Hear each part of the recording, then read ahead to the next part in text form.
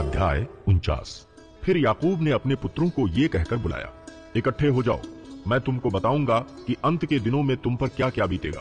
हे याकूब के पुत्रों, इकट्ठे होकर सुनो, अपने पिता इस्राएल की ओर कान लगाओ। हे रूबेन, तू मेरा जेठा, मेरा बल और मेरे पौरुष का पहला फल है। प्रतिष्ठा का उत्तम भाग और शक्ति का भी उत्तम भाग तू ही है। तू जो जल के समान उबलने वाला है, इसलिए दूसरों से श्रेष्ठ न ठहरेगा, क्योंकि तू अपने पिता की खाट पर चढ़ा, तब तूने उसको अशुद्ध किया। वो मेरे बिछौने पर चढ़ गया। शिमोन और लेवी तो भाई भाई है, उनकी तलवारें उपद्रव के हथियार हैं। हे मेरे जीव, उनके मर्म में ना पड़। हे मेरी महिमा, उनकी सभा में मत मिल, क्योंकि उन्होंने कोप से मनुष्यों को घात किया और अपनी ही इच्छा पर चलकर बैलों को पंगु बनाया। धिक्कार उनके कोप को जो प्रचंड था और उनके रोष को जो निर्दय था। मैं उन्हें याकूब में अलग अलग और इस्राएल में तितर बितर कर दूंगा। हे यहूदा, तेरे भाई तेरा धन्यवाद करेंगे। तेरा हाथ तेरे शत्रुओं की गर्दन पर पड़ेगा। तेरे पिता के पुत्र तुझे दंडवत करेंगे। यहूदा सिंह का बच्चा है। हे मेरे पुत्र, तू अहेर करके गुफा में गया है। वह सिंह अथवा सिंहनी के समान दबकर बैठ गया। फिर कौन उसको छेड़ेगा? जब तक शीलो ना आए, तब तक ना तो यहूदा से राजदंड छूटेगा, ना उसके वंश से व्यवस्था देने वाला अलग होगा। और राज्य राज्य के लोग उसके अधीन हो जाएंगे। वो अपने जवान गधे को दाखलता में और अपनी गदही के बच्चे को उत्तम जाति की दाखलता में बांधा करेगा। उसने अपने वस्त्र दाख मधु में और अपना पहरावा दाखों के रस में धोया है। उसकी आंखें दाख मधु सी चमकीली और उसके दांत दूध से श्वेत होंगे। जबूलून समुद्र के तीर पर निवास करेगा। वो जहाजों के लिए बंदरगाह का काम देगा और उसका परला भाग सीदोन के निकट पहुंचेगा। इस्साकार एक बलवंत गदहा है, जो पशुओं के बाड़ों के बीच में दबका रहता है।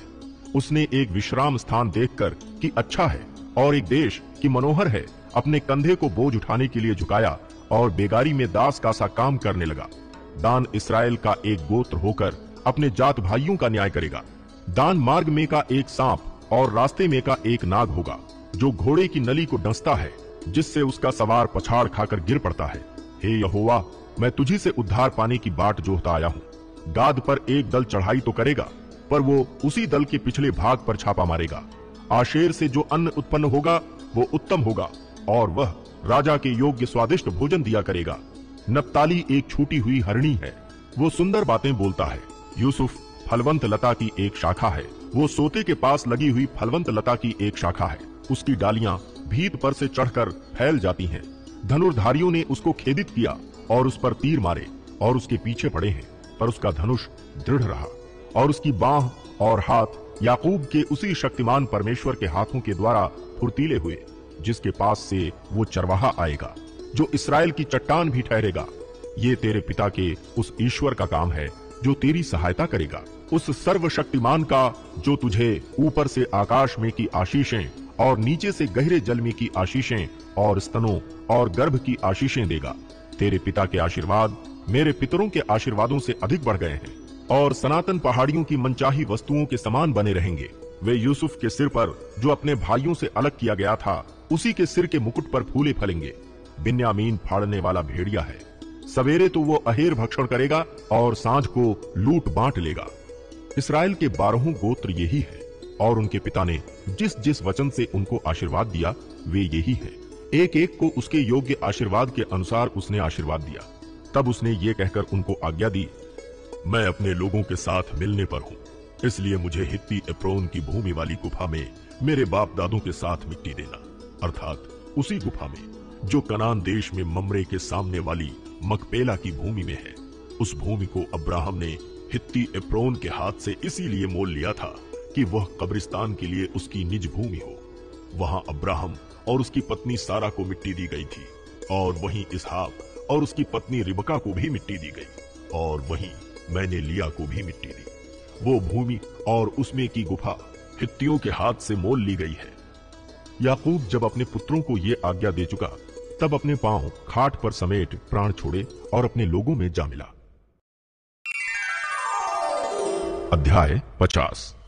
तब यूसुफ अपने पिता के मुंह पर गिरकर रोया और उसे चूमा, और यूसुफ ने उन वैद्यों को, जो उसके सेवक थे, आज्ञा दी कि उसके पिता के शव में सुगंध द्रव्य भरे। तब वैद्यों ने इस्राएल के शव में सुगंध द्रव्य भर दिए और उसके 40 दिन पूरे हुए, क्योंकि जिनके शव में सुगंध द्रव्य भरे जाते हैं उनको इतने ही दिन पूरे लगते हैं। और मिस्री लोग उसके लिए 70 दिन तक विलाप करते रहे। जब उसके विलाप के दिन बीत गए, तब यूसुफ फिरौन के घराने के लोगों से कहने लगा, यदि तुम्हारे अनुग्रह की दृष्टि मुझ पर हो तो मेरी यह विनती फिरौन को सुनाओ। मेरे पिता ने यह कहकर, देख मैं मरने पर हूं, मुझे यह शपथ खिलाई, जो कब्र मैंने अपने लिए कनान देश में खुदवाई है उसी में तू मुझे मिट्टी देगा। इसलिए अब मुझे वहां जाकर अपने पिता को मिट्टी देने की आज्ञा दे, तत्पश्चात मैं लौट आऊंगा। तब फिरौन ने कहा, जाकर अपने पिता की खिलाई हुई शपथ के अनुसार उसको मिट्टी दे। इसलिए यूसुफ अपने पिता को मिट्टी देने के लिए चला, और फिरौन के सब कर्मचारी अर्थात उसके भवन के पुरनिये और मिस्र देश के सब पुरनिये उसके संग चले। और यूसुफ के घर के सब लोग और उसके भाई और उसके पिता के घर के सब लोग भी संग गए, पर वे अपने बाल बच्चों और भेड़ बकरियों और गाय बैलों को गोशेन देश में छोड़ गए, और उसके संग रथ और सवार गए। इस प्रकार भीड़ बहुत भारी हो गई। जब वे आताद के खलिहान तक, जो यरदन नदी के पार है, पहुंचे, तब वहां अत्यंत भारी विलाप किया, और यूसुफ ने अपने पिता के लिए 7 दिन का विलाप कराया। आताद के खलिहान में के विलाप को देखकर उस देश के निवासी कनानियों ने कहा, ये तो मिस्रियों का कोई भारी विलाप होगा।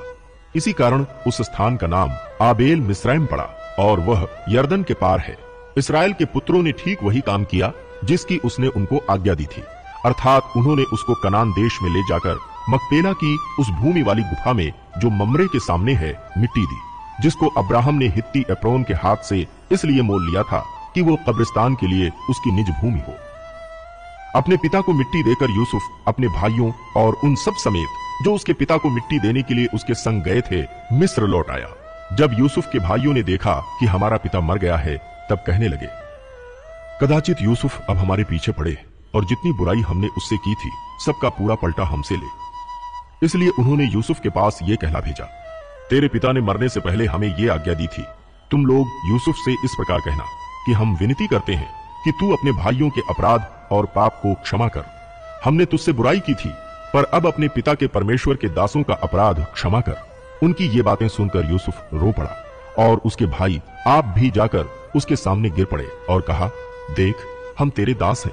यूसुफ ने उनसे कहा, मत डरो, क्या मैं परमेश्वर की जगह पर हूं?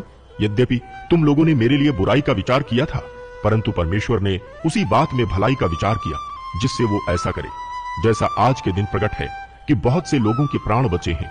इसलिए अब मत डरो, मैं तुम्हारा और तुम्हारे बाल बच्चों का पालन पोषण करता रहूंगा। इस प्रकार उसने उनको समझा बुझाकर शांति दी। यूसुफ अपने पिता के घराने समेत मिस्र में रहता रहा, और यूसुफ 110 वर्ष जीवित रहा। और यूसुफ एप्रैम के परपोतों तक को देख नहीं पाया। और मनश्शे के पोते जो माकीर के पुत्र थे, वे उत्पन्न हुए, और यूसुफ ने उन्हें गोद में लिया। यूसुफ ने अपने भाइयों से कहा, मैं तो मरने पर हूं, परंतु परमेश्वर निश्चय तुम्हारी सुधि लेगा और तुम्हें इस देश से निकालकर उस देश में पहुंचा देगा जिसके देने की उसने अब्राहम, इसहाक और याकूब से शपथ खाई थी। फिर यूसुफ ने इस्राएलियों से यह कहकर कि परमेश्वर निश्चय तुम्हारी सुध लेगा, उनको इस विषय की शपथ खिलाई, हम तेरी हड्डियों को यहां से उस देश में ले जाएंगे। इस प्रकार यूसुफ 110 वर्ष का होकर मर गया, और उसके शव में सुगंध द्रव्य भरे गए, और वह शव मिस्र में एक संदूक में रखा गया। निर्गमन अध्याय 1। इस्राएल के पुत्रों के नाम जो अपने अपने घराने को लेकर याकूब के साथ मिस्र देश में आए, ये हैं: रूबेन, शिमोन, लेवी, यहूदा, इस्साकार, जबूलून, बिन्यामीन, दान, नप्ताली, गाद और आशेर। और यूसुफ तो मिस्र में पहले ही आ चुका था। याकूब के निज वंश में जो उत्पन्न हुए वे सब 70 प्राणी थे।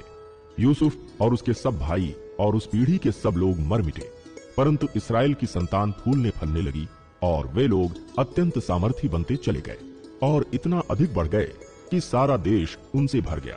मिस्र में एक नया राजा गद्दी पर बैठा जो यूसुफ को नहीं जानता था।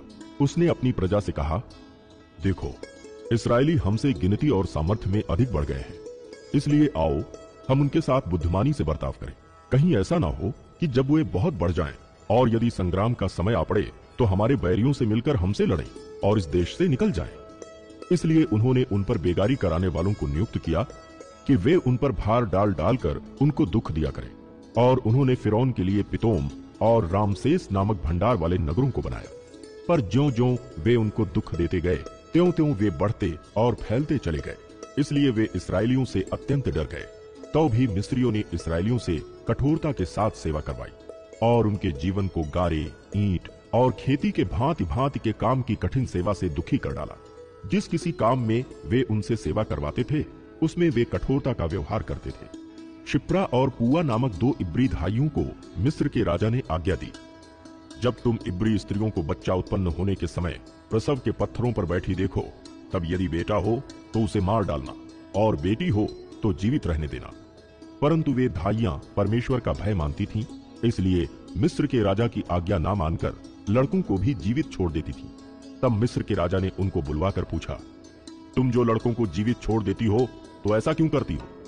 धाइयों ने फिरौन को उत्तर दिया, इब्री स्त्रियां मिस्री स्त्रियों के समान नहीं हैं। वे ऐसी फुर्तीली हैं कि धाइयों के पहुंचने से पहले ही उनको बच्चा उत्पन्न हो जाता है। इसलिए परमेश्वर ने धाइयों के साथ भलाई की और वे लोग बढ़कर बहुत सामर्थी हो गए। इसलिए कि धाइयां परमेश्वर का भय मानती थीं, उसने उनके घर बसाए। तब फिरौन ने अपनी सारी प्रजा के लोगों को आज्ञा दी, इब्रियों के जितने बेटे उत्पन्न हों, उन सबों को तुम नील नदी में डाल देना और सब बेटियों को जीवित रहने देना। अध्याय 16। फरीसियों और सदूकियों ने पास आकर उसे परखने के लिए उससे कहा, हमें स्वर्ग का कोई चिन्ह दिखा। उसने उनको उत्तर दिया, सांझ को तुम कहते हो मौसम अच्छा रहेगा क्योंकि आकाश लाल है, और भोर को कहते हो आज आंधी आएगी क्योंकि आकाश लाल और धूमिल है। तुम आकाश के लक्षण देखकर उसका भेद बता सकते हो, पर समयों के चिन्ह का भेद क्यों नहीं बता सकते? इस युग के बुरे और व्यभिचारी लोग चिन्ह ढूंढते हैं, पर योना के चिन्ह को छोड़ उन्हें और कोई चिन्ह ना दिया जाएगा। और वो उन्हें छोड़कर चला गया।